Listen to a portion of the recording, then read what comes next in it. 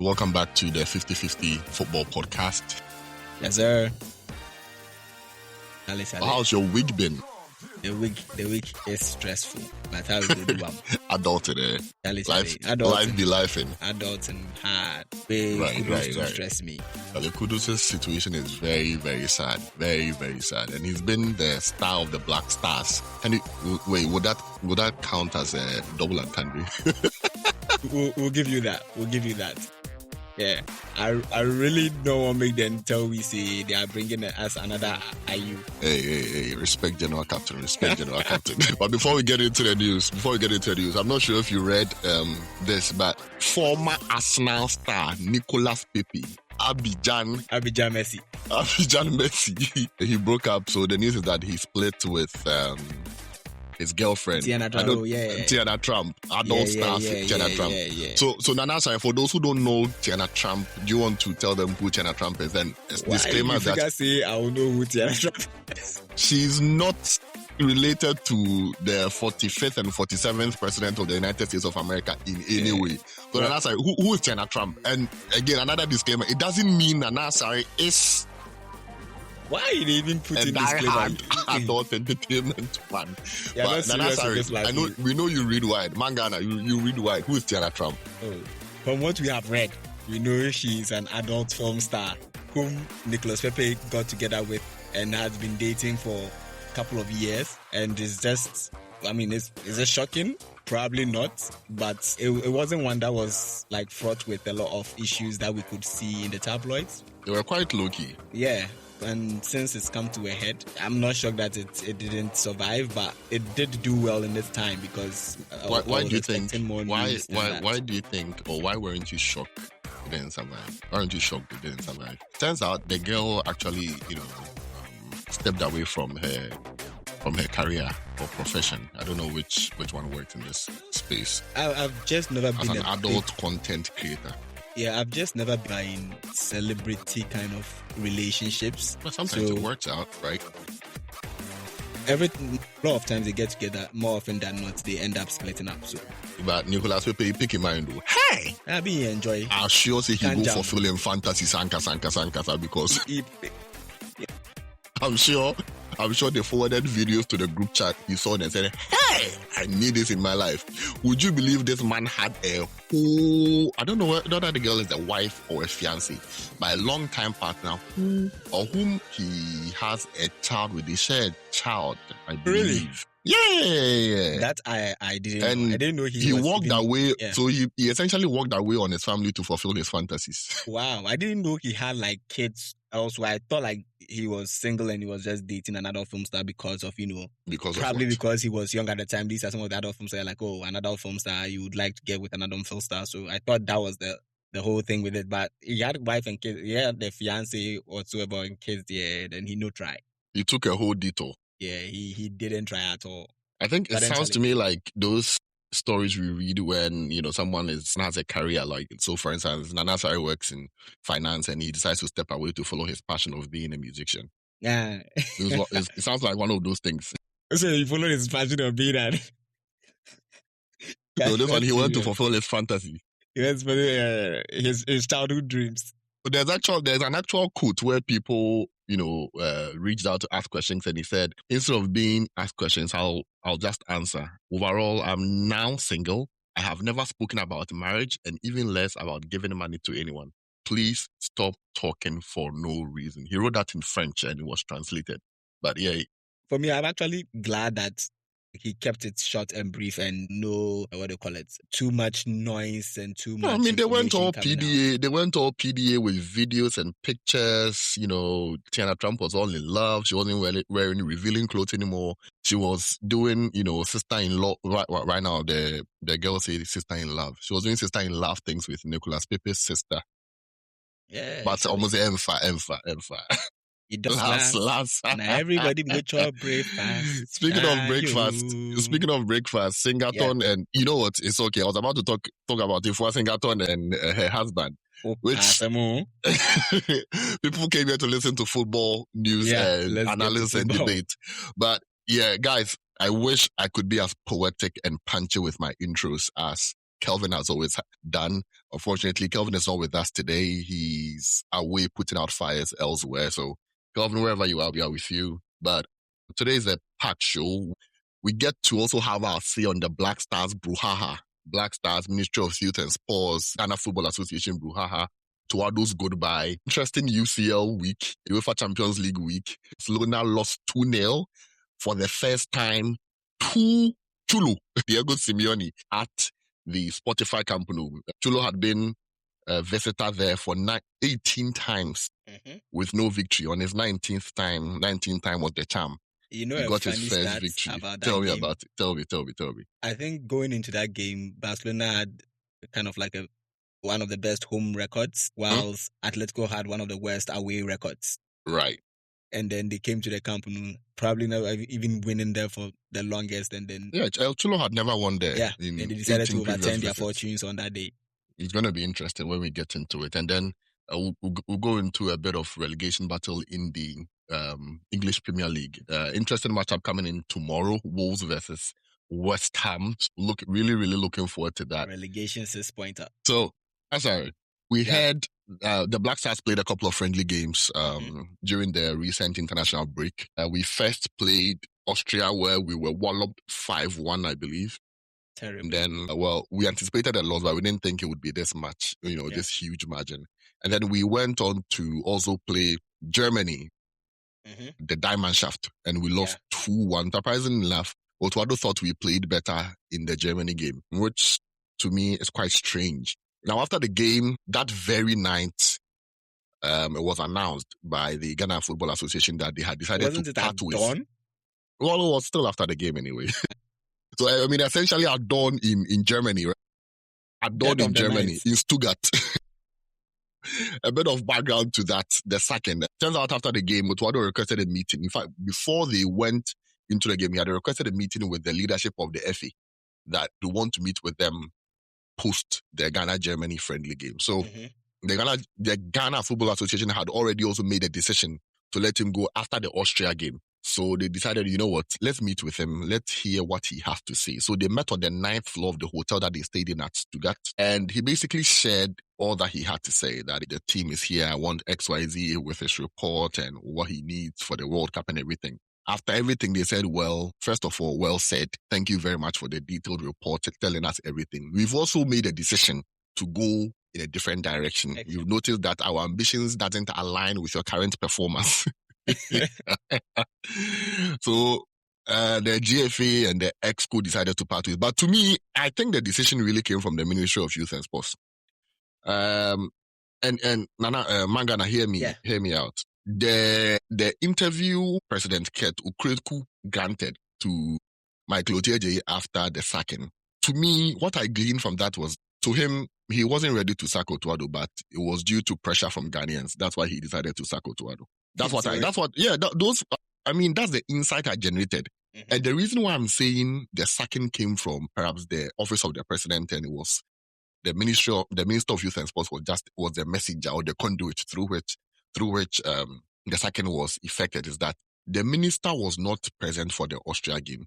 He was in Ghana. So we saw videos of bloggers actually showing clips of the minister boarding a flight to go watch the Ghana-Germany game. So it was right after the Austria game. That's when the minister decided to go to Germany to meet the team.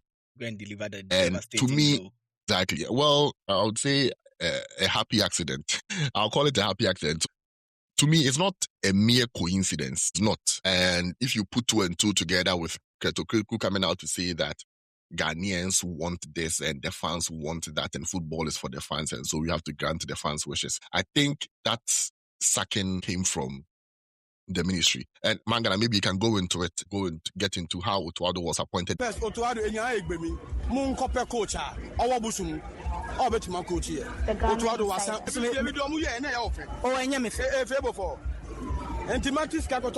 and 2 million.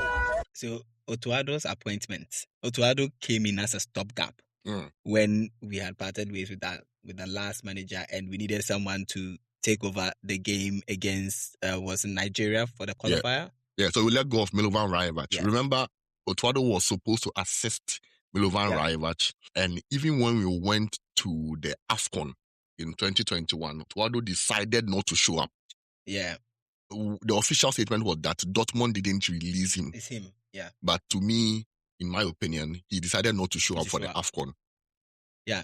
So he came in as a stopgap just to get us through that game, which we eventually qualified, thankfully. And that was supposed to be the end of that because Otuado is not a coach. So there was no point in giving him the job in the first place. So he gets granted a job, takes us to the World Cup. We perform reasonably. Ghana, we didn't qualify out of the group. We didn't qualify. So I don't see the reasonably in this performance. He won a game. Good opportunity to qualify. Let me put it that way. He won a game, which is more than we can say for most people. Well, compared to 2014 when Ukwesepa didn't win a exactly. Game. So he won a game. So yeah, it was fine. I mean, it was a good performance against the South Koreans. But that was when his appointment should have ended. He actually left the job.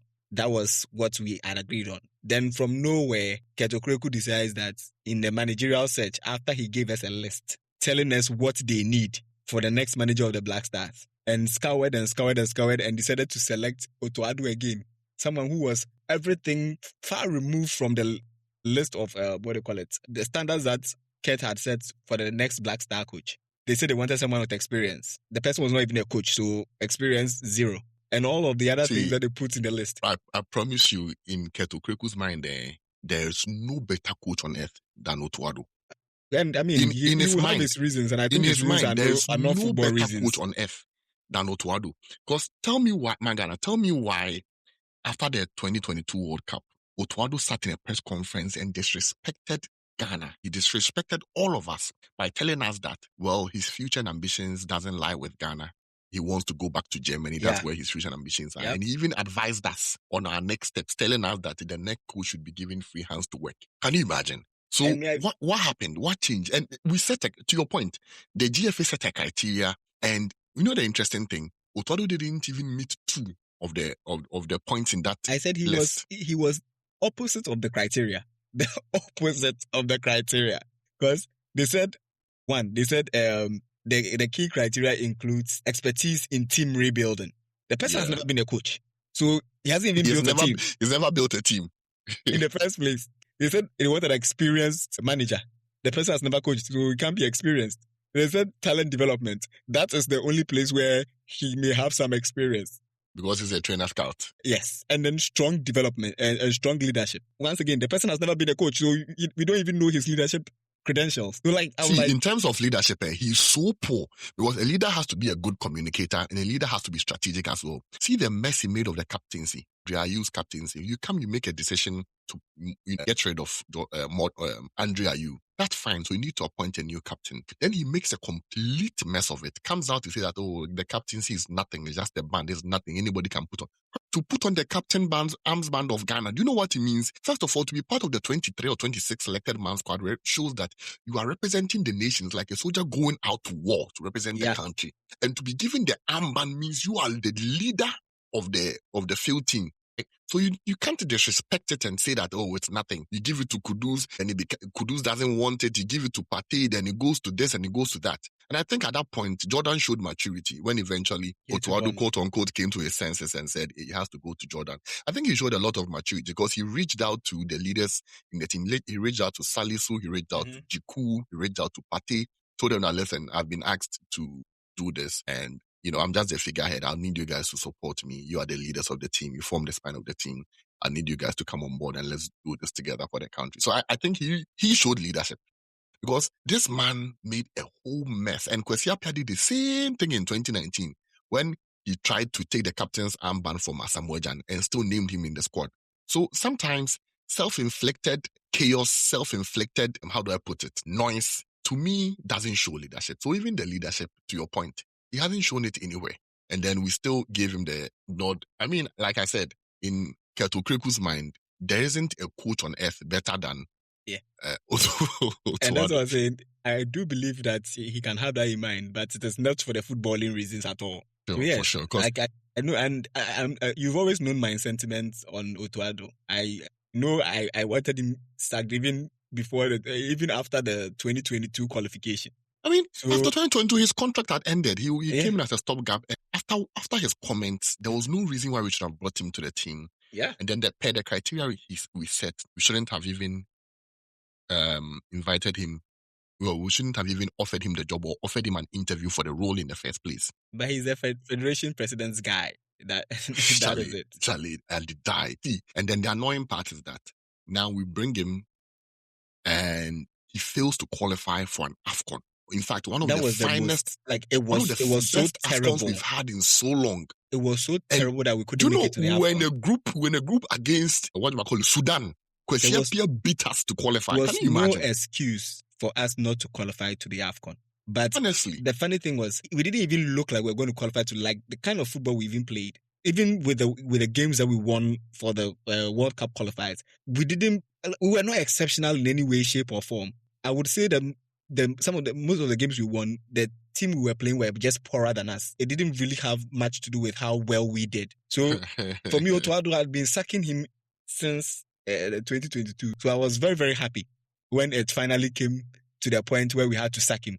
Now, the sentiment that since we all know this sacking is not something from the GFA, we hope that they put as much pressure in finding a coach that has proper pedigree, who will not be pressured into making selections that is done by a GFA president or executive members. We want someone who is going to take charge of the team. Right. Who the players are going to respect because he's been there, done that, and has that tactical acumen to set up for games, because this World Cup is the expanded form. With one win and one draw in your group and conceding the fewest goals possible, you have a chance of qualifying as one of the best third place teams. So we have every opportunity to go as far as we can if we bring in the right person who can set us up properly so that we can be able to attack the games that we are going to be facing, because our group is not easy at all. So that's why I disagree with you. So not that our group is easy. Our group is tough, yes. But I also don't think we should overemphasize on the World Cup. And let me tell you why. I think the main focus should be the AFCON that comes right after the World Cup. That should be the main focus of the Black Stars. That should be the main focus of the GFA. That should be the main focus of the Ministry of Youth and Sports and Government of Ghana. We are here to participate in the World Cup. We are not going to be winners of the World Cup. I don't think we can repeat the 2010 performance. This current team isn't as strong as the 2010 team that we had. In fact, I don't think it's as strong as the 2014 team that went to Brazil. But for the poor leadership in Brazil, I think we could have gone far in Brazil, right? This team has exciting players on the wings, and that's just about it. We are skeptical about our goalkeeper. There's the entire back line is a disaster waiting to happen, or perhaps it has happened already in the friendlies against Austria, against Germany, even against USA in Tennessee. We've seen how catastrophic our defense is. Our central midfield is a mess. Partey of 2026 is not the Partey that we saw in 2025 playing for us now. His partner is now even a problem. We are set to miss Kudus this summer for the World Cup. We don't have a proven number 9. We don't have a trusted number 9. Long story short, Asamoah is no longer there. We can't hoof it up and hope for a goal to come. It's no longer there. We've not planned our squad well, and there's various reasons why we are in this situation. So the news we are hearing is that the GFA and powers that be have decided to bring in an interim manager of some sort for a short-term contract just for the World Cup. And after that, they will bring in their long-term manager. The rumor is that the man that they really want for long-term is Heavy Renan. And that they would want to bring in someone just for the World Cup, and after the World Cup, bring in somebody else, which I think is wrong. First of all, it's a waste of resources. It's a poor strategy, and it would yield no results for us. We don't stand to benefit in any way. Let me give you some knowledge in that aspect. Okay. Knowledge, or you want to share your opinion? It's knowledge. It's share knowledge. Share your opinion. Because in that the waste of resources you are talking about, they are going to waste the resources regardless. No, but you can mitigate the waste. So they've mentioned Paulo Bento. Do you know who you are talking about? I'm coming. They've mentioned Paulo Bento. They've mentioned Carlos Queiroz, and they've mentioned Fernando Santos. None of these three managers would do a quid pro quo with the GFA. Oh, well, maybe Carlos Queiroz might do a quid pro quo. We saw what he did with Bebe to Man United. So with Carlos Queiroz, anything is possible. But what I'm trying to say is that these three managers, you can't treat them as a local manager where you'd say, you know what, on the contract is X, I'll give you Y. Those things won't happen, right? And they would command north of the $50,000 per month. Good. And that is what I'm saying that Otuado was taking. Yes, that's they what might I'm even saying come in with their own backroom staff as well. Yes. That is what I'm saying. So if you want to bring them for a short term, I would prefer that money to be spent on them for that short campaign, because regardless, that money will still be spent. Not that quantum. Listen, not that quantum. They've brought out their budget. We've seen it. But all I'm trying to say is that if you want to spend the money, then spend them well. Every tournament, they bring a budget out. Let's not go into the corrupt, the corrupt practices. We've seen them. Let's deal with the facts in front of us, right? That's what we can litigate. The point I'm trying to make is that you won't make it far in the tournament. Regardless, hey, they can bring in Mourinho and they can bring in Pep Guardiola as head coaches and bring in Klopp to assist them. They will still not make it to the quarterfinals. It won't happen. But it is a tournament. So what's the point? If you are going to go into the tournament, in bringing in a manager who you are going to pay like an exorbitant amount of money for a manager just for the tournament? What are you getting? Nothing. So rather than that, what's the ROI? Rather than that, a proper ROI from this campaign would be to use that as a preparation grounds for the AFCON, which we have a real chance of winning, right? So use this as a campaign with an eye on the where your real chance of winning is. You didn't even qualify for the last one. So where's your real chance? We are already in this AFCON. We've made it. So it's not about we didn't qualify for the other one. We've qualified. We're already there in this AFCON. So the point I'm trying to make is that you stand the higher chance of making a greater impact in the AFCON rather than the World Cup. So for this World Cup, bring in the manager. The same way you talked about. Can I sum it up so they can come in? Yeah, sum it up. I think all I'm trying to say is that bringing in a manager who will also take you to that AFCON. Plan it. You know what? I want a manager for the next 18 months. For the next 18 months, you're going to come in. Your job is to take us to the World Cup and get us out of the group. If you don't make it out of the group, fair enough. But the real goal here, we set a KPI for you. Your real goal here is to go to the AFCON and win it. That is your real goal. So use this as preparation for that AFCON. So that manager coming in who wouldn't get the chance to play series of friendly games, because one of our friendly games that we've lined up, so one is against Mexico, the other one's against Wales. One is in an off-cycle period, so we can't even use the core of the Black Stars to go and play the Mexico game.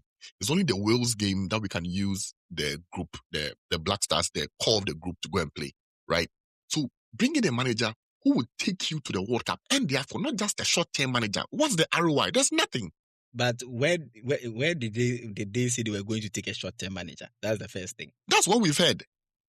But the plan is to go, but nothing has been confirmed. We are talking about, and nothing we are saying here has been confirmed. The Bento, the Carlos Queiroz, those are all. And nothing has been confirmed. So if you want confirmation, then we might as well not talk at all. So we are assuming that they are going to bring a stopgap. What if that's not what they are going to do? Maybe what if they... No, the sources that gave us the three names are the same sources telling us that the plan is to bring someone in just for the World Cup. Yeah. And after that, the main person that they want is Hervé Renard. But the Saudis are not letting him go. So they are going to keep him. And after that, bring in Hervé Renard. And now my thinking is that you might want Hervé Renard at, timing and opportunity and preparation doesn't always align. So move on. Move on from Hervé Renard and then find someone else. If it's Carlos Queiroz you want, bring in Carlos Queiroz. I don't mind at all giving Carlos Queiroz 18 months to coach Ghana.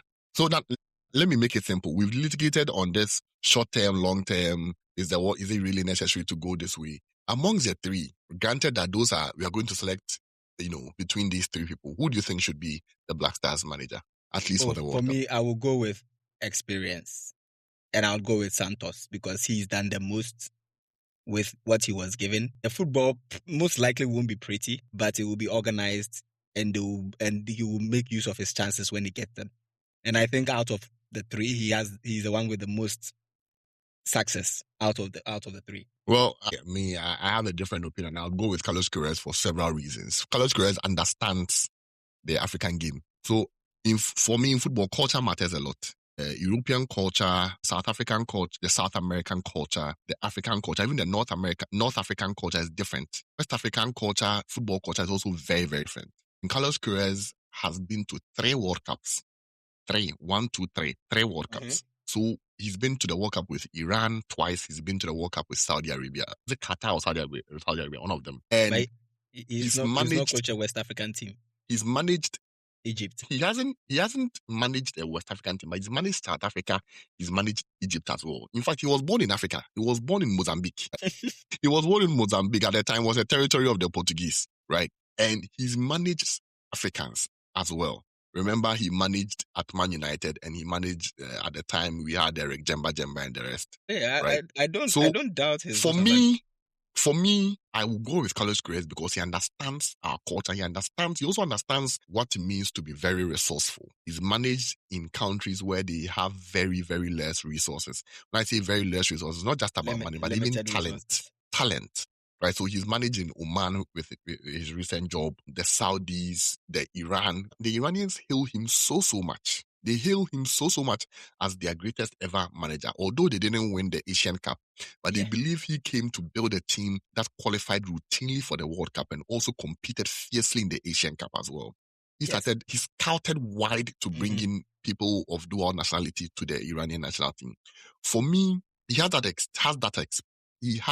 experience.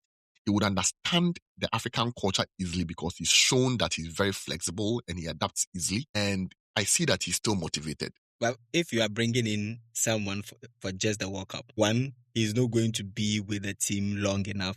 They probably won't even be in Ghana for long enough to assimilate to the culture and everything. And then they would have to come to the US for the tournament. So if you are going to take it for a stopgap measure, then go big or go home. But assimilated, how big is Santos? Santos, when you're being in China, Carlos Queiroz in my books, but assimilated into the culture books, also. In terms of their achievements on the global stage when it comes to coaching, Santos' CV definitely outweighs Queiroz' CV. Because he won the Euros, right? Because he won. Queiroz will also tell that he managed the Galacticos Real Madrid. In fact, he started the Galactico Real Madrid. He will tell you that. Was he the head coach? Did he win? Yes, he was the head coach. Yes, he won the Super Copa.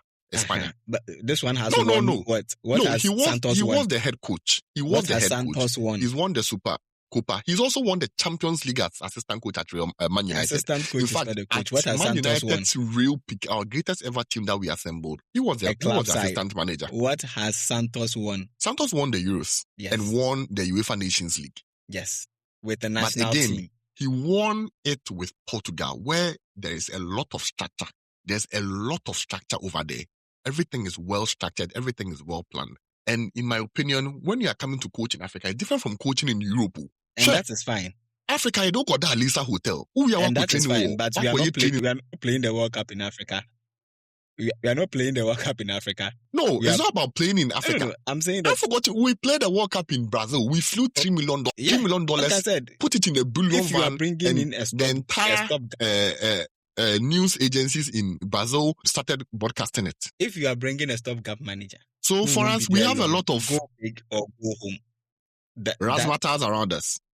That's just my opinion. Go big or go home. If they can get Santos, they should get Santos. Because I don't think Santos would bode well for us. I think they would respect Carlos Queiroz more than Santos. You can't. I strongly believe that. I strongly believe they would respect Carlos Queiroz more than Santos. You believe that the players who have played the game, who respect achievements and winning, I strongly believe they would respect Carlos Queiroz than more than they will respect Santos. That's my belief. That the players will respect. Then you have to change your belief. That belief won't fly. No, it's flying. I strongly believe that they will respect Carlos Queiroz than Santos. I mean, again, we can go into details about Santos and 2016, how they finished third and navigated their way to the trophy. A trophy is a trophy. They won anyway. And I'm of the opinion that the end justifies the means, and I respect him for that. However, if you see Carlos Queiroz, what he's done, where he's managed, even 2021, when he took that depleted Egypt squad and took them to the final, he lost only on penalties to Senegal. Come on. So in my books, I'll 100% go with Carlos Queiroz. Nana Sarri thinks Fernando Santos. What about Bento? Bento, I don't rate him. Why don't you rate him? He's also been to the World Cup. He went to the World Cup with Portugal. He's been to the World Cup also with South Korea. Yeah. And played in the semi-final of the 2012 Euros. And he's not won enough for me, in my opinion. I think the only big shot we brought to Ghana was Avram Grant. And the players respected him so much when he came in. They respected him so much. In fact, so see, if you are saying that they respected Avram Grant, imagine the kind of respect they will have for a Euro winning coach. Imagine the kind of respect that they will have for Carlos Queiroz, who managed Real Madrid. Carlos Queiroz is not bigger than Santos. Uni Real Madrid, Uni Real Madrid, Galacticos Real Madrid. Carlos Queiroz is not bigger than Santos. Did you manage R9? Let's not do that. Carlos Queiroz is not bigger than Santos. Listen, our listeners will judge. I think Carlos Queiroz he's far bigger than Santos. Listen, it's like thinking Di Matteo is as big as Thomas Tuchel because they both won the Champions League with Chelsea. It's like thinking Di Matteo is as big as I don't even know whose name to mention at this point. Di Matteo, yes, he won the Champions League, but he's not as big as some of the coaches that we even mentioned these days who haven't won the Champions League. So again, I respect him for winning the trophy. However, I think Carlos Queiroz is a far bigger manager than him. And if we want to go into details about why he would be a better fit and why he's a specialist in tournaments, especially in the World Cup, the number of times he's coached at the World Cup, the number of different teams he's coached at the World Cup, the number of different situations he's been in, and especially for Ghana, who has no business going to play any form of fluid, beautiful football. We have to, I've repeated this several times. We have to be hard to beat. We have to be horrible to play against. That is, and what did Santos do? To me, that's the only way we survive. And what did Santos do with Portugal? He made them hard to beat. Ask what Carlos Queiroz also did with his teams. They will tell you. Yeah, we all saw the Portugal team. We saw them. We also saw Egypt not playing very hard to beat, and they got to the final and still getting to the final and winning it. The emphasis on winning it. No, you see, Portugal played with Cristiano Ronaldo. Let's not get into it. To me, Carlos Queiroz, Egypt didn't play with Salah. They played with Salah, but they played against money. And did they win? They played against money. And did they? They played.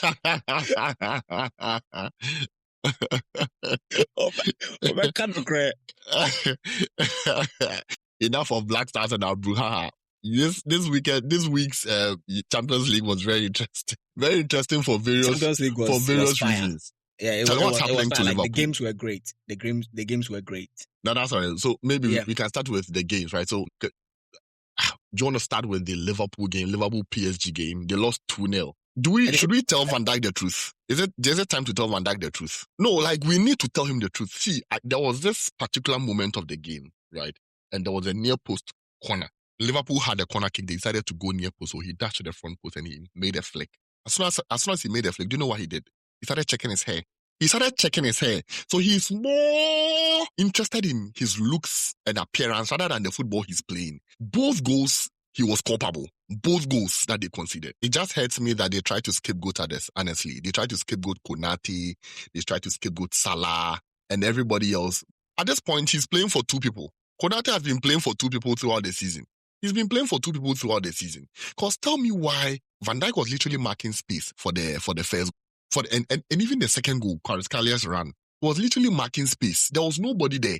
All he had to do was go and cover. And if he had covered, Kvaratskhelia wouldn't have that opportunity to score. Ancelotti too, I've always had that opinion about Ancelotti, that he's not a top coach. He's not a special coach. He's an okay coach, above average coach who met a team that was ready to win, and then they went on to win. And the moment they had to rebuild the team, because the spine of the team had depleted, they had to rebuild and retool the team. They messed up. And I don't want to just blame him, but Michael Edwards as well, the director of football, both of them, they are culpable for this. But enough of Liverpool. I mean, we are both Man United fans, so don't we love it? But I think they can rebuild, though. If they find the right players, they should be able to retool. And Salah agreeing to leave and abrogating his contract, it will give them some room in terms of salary and all of that. So let's see how that all of that shakes out. Yeah, and then the interesting thing is the PSG manager thinks that Liverpool were lucky to run away with just a 2-0 loss. Oh yeah. They should have gone with about 5. I felt the PSG players were wasteful, There were several shots that they should have got on target at the least. Yeah, I think Dembele needs to be more clutch than this. For a Ballon d'Or player, you need to be more clutch. I just think maybe they found the game too easy, so they essentially like kind of were a bit laissez-faire in their attacking, but they should have given them about 3-4-0. And once it's a 2-0, Liverpool, if they can get their act together and put some pressure. I don't think this is Galatasaray. I don't think this is Galatasaray. I'm not saying that they are Galatasaray. I'm just saying crazier things have happened in football. You see, sometimes, like, I always believe there are several ways to play the game. If Liverpool were to be very physical and reduce the game to duels, they could find a way. But if they are going to be expansive and try to play, then PSG will kill them again. It will be like the PSG-Chelsea game. They will come to England and even kill them there. Yeah. But anyway, it's just a 2-goal lead. They just have to rediscover themselves and try and put something together. But what's your final prediction? It's a 1-0 loss to Liverpool. 1-0 loss. Yeah. 1-0 loss. Okay. I think PSG will go away and win the game again, and then aggregate would be more like 4-0. I don't think Liverpool might even score a goal the entire time. That is a possibility. I mean, maybe if Isak gets to play this game, because I know he's back with the team, but he didn't play him the last one. Maybe you give him some minutes over the weekend and then see if he is fit enough to start. Because I think you have to go all out now. So if Isak can get some minutes on the weekend and is fit to play the game, you start him and put Ekitike on the other side. I would play Salah. Like at this point, for me, I didn't know why he didn't even play Salah in the first one. He said, with the game plan that they had, and then the last 25 minutes of the game, they were just defending. So the game plan wasn't working. You're already down 2-0. What else? Your nose was already bloodied. So keep the 2-0 and then, increase your chances of survival in the next game rather than going gang-ho and losing 5-0. And we'll see if he starts Salah in this one. And then if he doesn't start, then you come and give us another excuse as to why. Because clearly, even the ones you are starting are not still scoring the goals. So you might as well play the one that when he gets a chance, some way, somehow, he'll put something in the back of the net for you. Yeah. Arsenal found a way to win 1-0 away to as they always do. They always found a way. Kai Havertz got a goal for them. I don't think there's much to be discussed about this game. Yeah, honestly. It was expected Arsenal would win, right? And it was expected that the game wouldn't be a flamboyant performance. It was going to be gritty and they were going to get over the line, and exactly what happened. That's right. Maybe we start with Atletico Barcelona before we go to the Bayern Real Madrid game, which was very interesting. But Atletico, I think we mentioned this before, that El Cholo's, Diego Simeone's 19th visit to the Camp Nou, the Spotify Camp Nou, we call it these days, got his first victory over Barcelona. And what a way to win the game. The first goal was, oh my goodness gracious. It was sublime. What a goal. It was sublime. That finish. Free kick was absolute beauty. Goodness gracious. Julian Alvarez has that in him. Like, he strikes the ball so well. Strikes the ball so well. Like, he has a catalogue of goals where he just thumps the ball from like distance. He really, really strikes the ball so well. He has this way of shooting the ball. Yeah. And it reminds me of Soboslai. Soboslai strikes the ball that way. A lot of pace and top spin.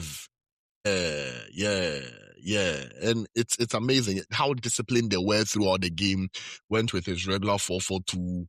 Like, I respect him so much for what he's done. I remember a couple of months ago, people were calling for his replacement because he's the highest paid coach in the world, and he's not bringing in trophies every season. I'm like, do you guys know the history of Atletico Madrid? Before this man came, what were they doing? This man came and all of a sudden they became a third force in La Liga. Before this man came in, it was always about Valencia being the third force in La Liga.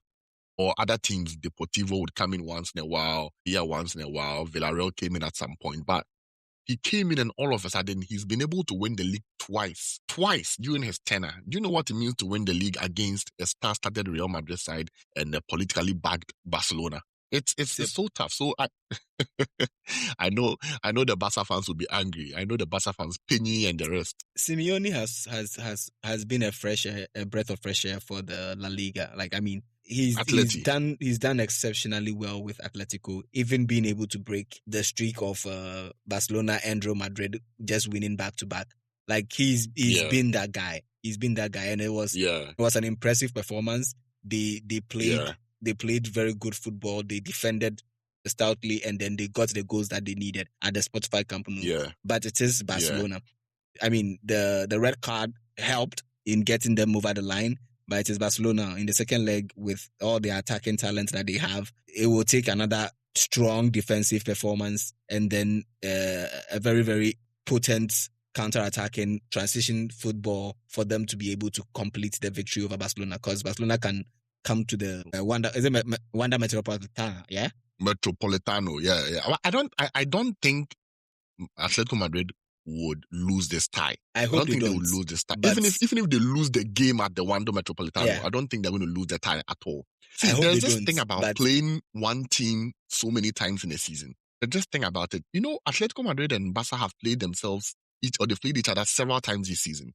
They've played each other twice in the league, in the Copa, and now in the Champions League as well. They've played against each other several times. And once you play against a team so many times, you begin to figure them out. Same thing happened for Mourinho when he went to Spain. First game against Barcelona, he lost 5-0. But by the time they played the Copa final, which was Mourinho's first trophy, he had figured a way to play them. And now it became difficult for Barca to beat them. It became difficult for Barca to beat them because they played in the Copa, they played in the league twice, they played in the Champions League twice, and now again in the final as well. So by the time they got to that final, where he used Ronaldo as a striker and he got the winning goal for them, he had figured them out.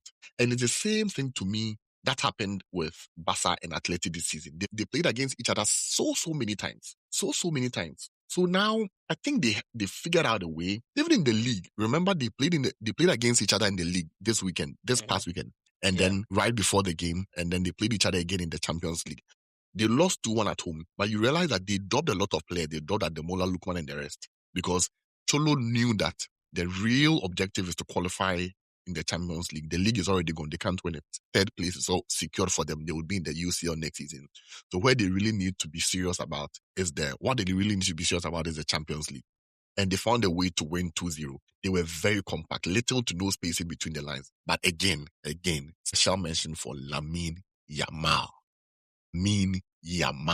Listen, love him or hate him. His talent, he's exceptional. There's no doubt about his talent. There's no doubt about his talent. What a player! Even with very tight lines in between tight spaces in between the lines, and how compact the teams are. Atletico Madrid were on the night. That man could beat 3 to 4 players at a time.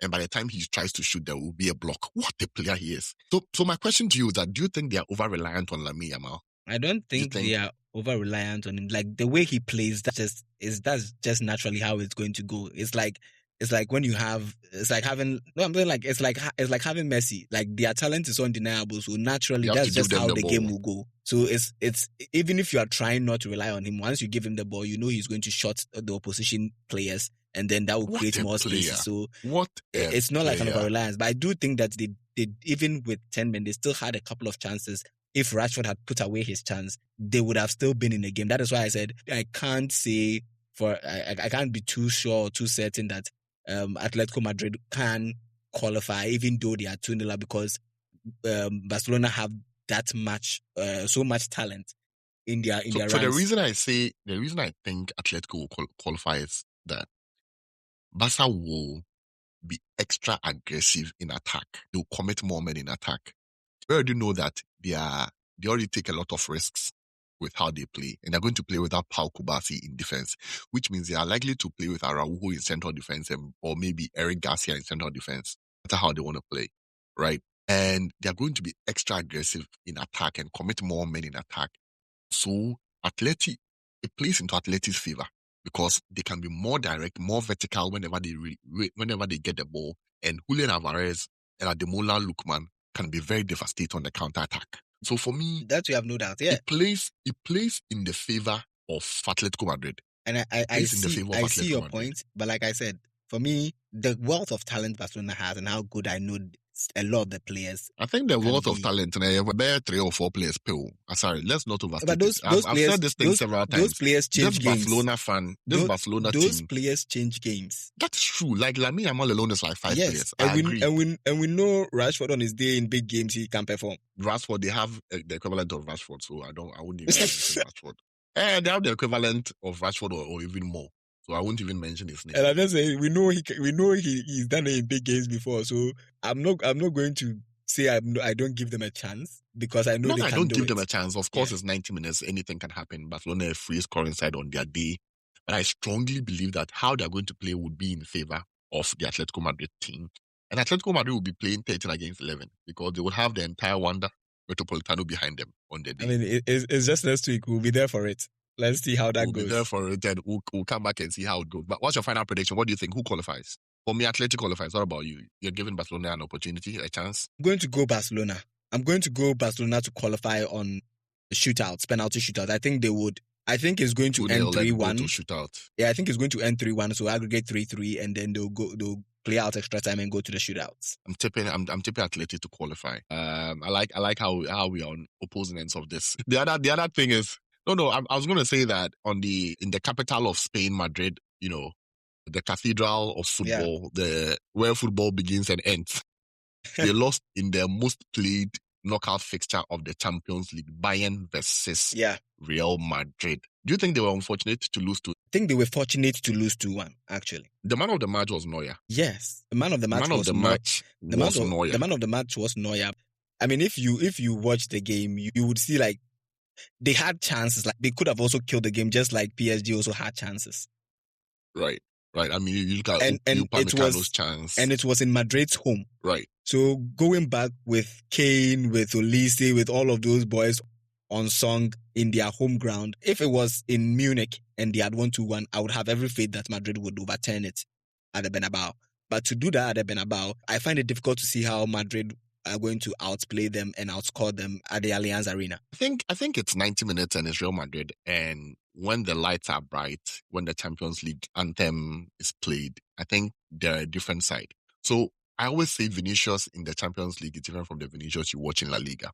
Unfortunately, on the day, he couldn't get goals, but on a different day, he could have easily had a hat-trick. He could have easily bagged the hat-trick. I think Mbappe was the brightest player for Madrid. I don't think so. I think for that game, he was. He did awesome. well. Yeah. Olise had a good game, and all of a sudden, people are comparing Olise to Lamine Yamal. I'm like, pause. The performance Lamine Yamal had against Atletico Madrid, he just didn't have goals, or he didn't have assists to back it up. Had Rashford been clinical, had Rashford put the balls away, no one would have mentioned Olise's name. Lamine Yamal was extraordinary against Atletico Madrid. He played like a possessed man. Unfortunately, he didn't have the end product to back it up. But I don't know, what to make of this comparison between Olise and Lamine Yamal. For me, Olise has surprised me. I never thought he was going to be this player. I knew he was good. I didn't think I thought he was going to be the quintessential kind of a Crystal Palace and winger kind of player. But I think he's added a bit more to his game, where he plays more infield and kind of operates as a 10 more than he operates as a winger. And by that evolution of his game, is brought more facets to how he plays and has opened up the pitch for him a bit more. So just the evolution of his game has given him a lot of opportunities and gets him into spaces, especially when you are playing with the likes of Kane and others who will also attract more defenders towards them, and you have the space to be able to take on the players you want to take on and create the chances you want to create. Yeah. I also think playing with better players and training with them every day, playing at a club where demands are high, has really, really raised his level up. I never thought he was going to be this player, if I'm being honest with you. I never for once thought. At Crystal Palace, I thought he was. I always thought he was overrated at Crystal Palace. I think if he stayed in the Premier League, he probably wouldn't be. Probably. I think at the time, Chelsea even activated a clause. Yeah, Chelsea wanted him. Chelsea activated a clause at the time. Him. Liverpool were also lurking around. Yeah. And I don't know. I really don't know. I never thought. I think the Bayern move was a good move for him, and it's elevated his game. It has. It really has elevated his game because he's simply amazing. He's simply amazing. And shout out to him. Kudos to Olise. And he's this nonchalant guy who really doesn't care about anything. Yeah, I think I read somewhere where he doesn't even have a sponsor. Yeah, so he just wears any random boots that he wants to wear. And it's it's not like he doesn't have it because he doesn't want, he's not been approached or something. He just doesn't want it. It's not something he's interested in. I hope they have a strategic move of creating a bidding war between the big brands, because he's leaving a lot of millions of dollars on the table, and football careers would, they are quite fleeting. Yeah, so I mean that is true. Well, we'll see. We don't know what his He really, really should look sharp. He doesn't need to do much. He just has to wear the clothes and take a few pictures. Yeah, but you do know that like those brand deals always comes with a lot of responsibility. Like, a lot of the players. You just show up and do what you gotta do. Sometimes that's what I'm saying. Do it on your terms. Maybe it's something that he's not. I mean, you can do it on your terms if you are that level of superstar. And I don't think he has that cachet yet. To me, if you're able to create a bidding war, then you can go and do it on your terms. If they want you enough, you can do it on your terms. Yeah, I think for this tie, Real Madrid, I love Real Madrid. They are the one club in the Champions League who can pull up and basically rewrite stories and basically change whatever everyone's prediction, is. But I struggle to see how they're going to qualify against Bayern Munich, especially this Bayern Munich and this Neuer. And I believe if Bayern Munich wraps up this tie and Atletico are able to beat Barcelona, I would take Bayern Munich to win it all. Well, don't forget Arsenal beat Bayern Munich as well this season. They beat them 3-1. Yeah, but let's not forget. Let's not write off Arsenal. But I know Arsenal. And they're afraid of trophies, and once they see the trophy, they'll find a way to lose. Once we get to a final, we've seen them capitulate in those big games. So once it's a big game, that is where if it was like a random league game, I would back Arsenal. But once is the final, I don't know. They just don't seem to get over the line. Maybe, hopefully, if they get to the final and hopefully they have wrapped up the Premier League, it might give them some confidence going into a final that we've already won one trophy and then we are going to win another. Yeah. Also, one thing I almost forgot, but one other thing is that this Real Madrid Bayern game showed that it's important to always have your number one in post, because Madrid missed Courtois a lot. Yeah, I think Courtois saves that Kane goal, in my opinion. Courtois 100% saves that Kane goal. But unfortunately, they didn't have Courtois. No doubt they would have been better off with Courtois in goal. There's no doubt they would have been better off with Courtois in goal. But unfortunately, he wasn't available. I mean, in their case, he wasn't available. Some other teams choose to play the second choice goalkeepers. Why are you always throwing shots at us now? I didn't mention Arsenal's name. I didn't mention Arsenal's name. Consistently. Don't forget Jose Mourinho played the second choice goalkeeper in the Europa final and won. Yeah, Don't forget. But who was the first choice goalkeeper then?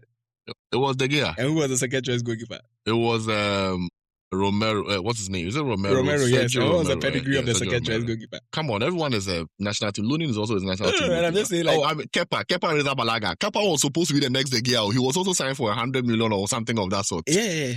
That wasn't like the pedigree of Romero is not the same as Kepa Arrizabalaga. I mean, well. But anyway, that's just for the Champions League. We do. I think we both think that Bayern would qualify. Yeah. I think Atletico would qualify. Where I think Barca would. Yeah, I think Barca would give them a good pull up a surprise. We both think Arsenal will make it, and we both think that PSG would also make it. So that's it for the Champions League. But the EPL also is serving up interesting fixtures. And the funny thing is that it's not even at the top of the table class.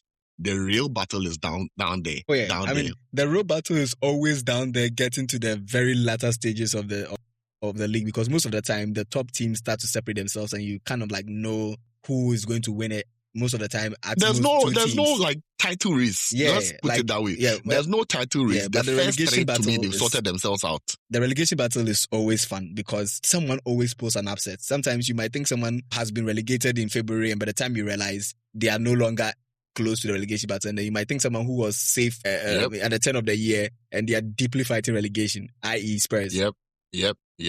I totally agree. Spurs are in a mess at this point, and they've brought in a new manager, which I think will actually work for them this time. So, Nana, Mangana, see, when you are fighting relegation, it's not about philosophy and tactics. No, it's about the one who brings and rekindles the spirit of the team.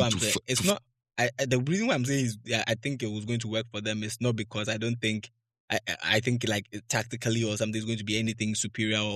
I just think for the kind of manager he is, having managed in the Premier League with Brighton, I think he's one that the players will welcome as opposed to Tudor. And I think that he can at least get 2 wins, which I think will be enough to keep them in the league. I think it's difficult. I really No, it's going to be difficult. That's why I said I think he can get 2 wins. I really think it's difficult because they are 17th now. That's 1 point above West Ham. And there are 7 games left to play. Yeah, 7 games left to play, and then maybe we can go into the games and see which teams they are playing. Let's go into Let's start from the the Wolves West Ham game. Let's not forget that Wolves beat West Ham 3-0 in January. Mm-hmm. Yep, West Ham went away to Wolves and they lost 3-0. Now the return fixture, they're going to West Ham. And West Ham, they know very, very well that they need to take those 3 points. If they stand any chance of surviving this league, they need to take those 3 points. They need a win. And they're a team that has found a way to, I wouldn't say they've done a 180 degree to turn the corner, but they are doing better than what I projected 3 months ago when we started talking about West Ham. They are doing way better. The addition of Tati Castellanos, but I think I just butchered up his surname, but let me call him Tati. And the rest of the Adama and the rest, they are really doing very, very well for West Ham United. And I think that Nuno has found a team. Mm-hmm. He's found, I always talk about the 8. He's found a core group of 8 players who would start on any day for his team. And I strongly believe that this game, they will take the 3 points from Nottingham Forest. From Wolves. I strongly believe. Because Wolves are done. Yeah, but Wolves, they are done. Since Wolves have been very good in the past couple of games. Like, Wolves they found a way to beat Villa. Yeah, they found a way to beat They've been Liverpool. drawing a lot of games. Like, Wolves are not playing like a team that has been confirmed relegated. You get what I mean? Even though... So according to them, they had an objective. They didn't want to go down as the worst team ever. So they wanted to get more than 16 points. Now they've met that objective. They have 17 points. They really don't have much to fight for. Unless, of course, they've set a new objective to go above Burnley. Hey, and I'm sure a lot of the players there would be trying to play for transfers. Yeah, well, the money kid and the rest. But I think West Ham would win this game. I tip West Ham to win this game. I think, and it's, to me, when you're fighting relegation, it's not even about tactics, so it's about spirit and desire and pride. Yes. Spirit, desire, and pride. But I think the West Ham team playing at home are also playing with that desire and pride, even though they know they are relegated. Yeah, but now they are playing at home. So I just think that playing at home, I just think West Ham would win this game. What do you think? I'll go for a draw. You go for a draw? Yeah. I think West Ham wins this game. Once they win, who are Spurs playing? Spurs are playing Sunderland, which is no mean feat. Oh, I see. Are they playing home, or is it an away game? Oh, that's also an interesting one. A very, very interesting one. Because Sunderland, although they have 43 points and they know they are safe in the league. But yeah, because between Sunderland and Brentford is just 3 points. So there's a real shot of them getting there. But, well, that's going to be tough. I think it's going to be a draw, especially playing at playing at home, playing at Sunderland Stadium. I think it's going to be a draw. They are without Yves Bissouma, they are without Bentancur, they are without Kudus, Kulusevski, Odobe, Madison, they're without all these players. I know before we go, we started something last couple of weeks ago where we started with our Premier League Team of the Year, Manager of the Year. I think Manager of the Year, we both, did we all agree it's going to be Keith Andrews? I think we did, and we actually confirmed Keith Andrews. But I've changed my mind. I'm flip-flopping. Not for the Manager of the Year, but the Player of the Year. I think I said it was going to be between Gabriel or Raya for us. Now, I think it has to be Antoine Semenyo. I think Antoine Semenyo has been consistent. He's the reason Bournemouth are 13th and they have 42 points. He won so many games for them before he left, and he's again the reason why Man City are second. You can check the number of points he's won for them through goals and assists since he came to Man City. And I think when it comes to an outstanding performer, from start of the season till the end of the season. Let's not forget at the start of the season, he scored what could possibly be the goal of the season when he ran almost the entire field to score against Liverpool. And he scored 2 goals in that game. And he's third on the log with 15 goals. Only Igor Thiago and Erling Haaland scored more goals than him. I think he's my player of the season. He's been an outstanding performer for both Bournemouth and Man City. And yes, so shouts to our listeners who commented on our pod. Shouts to Antonio. Shouts to Keba. Keba commented and said he believes Callum Hudson-Odoi definitely would do better. He would improve the Ghana team. I still disagree based off of pride, how he's treated us. Anyway, folks, this is where we draw the curtains. It's a wrap. Kelvin, we missed you on the show wherever you are. Shout from us to you, big love from us to you. Okay. Please follow us on all our socials. We're on TikTok. We're on X, we're on Instagram, and please subscribe to our podcast on all the podcast platforms. It's a wrap. We'll see you again next week.